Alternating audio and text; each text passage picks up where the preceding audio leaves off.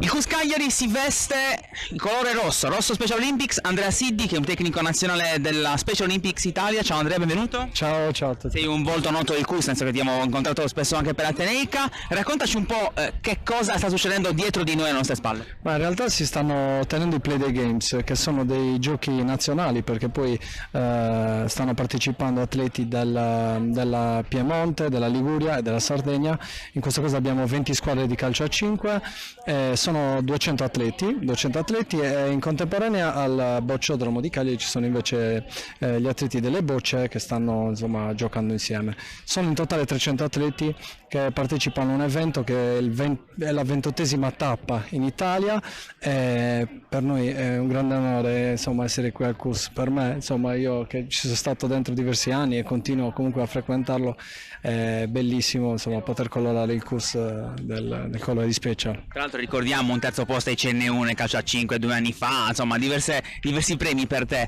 È la seconda tappa cagliaritana, perché voi avete già fatto 2 giorni di Play the Games in un'altra zona di Cagliari. Sì, abbiamo fatto i Play the Games di nuoto, lì 150 atleti, però solo Sardegna e Calabria.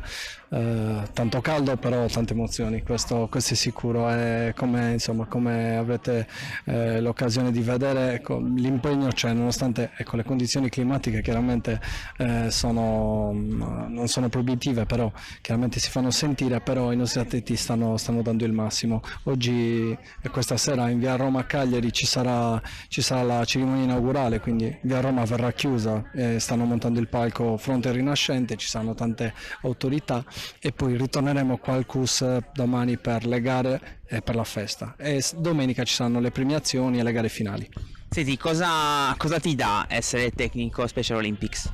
Ma tecnico Special Olympics è una cosa che mi ha colpito a 15 anni, quando avevo 15 anni, quindi ormai per me Special Olympics è un virus che mi ha contagiato. Sono contagiato da Special Olympics, e di essere diventato chiaramente tecnico nazionale per me è un orgoglio chiaramente personale, ma anche credo che sia valutato tutto il percorso che è stato fatto. Cosa c'è di meglio? Fare esperienze internazionali a Abu Dhabi, Los Angeles, Atene, sono esperienze che tutte le persone dovrebbero fare, no?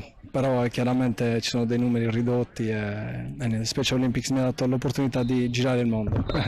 Grazie Andrea. Grazie.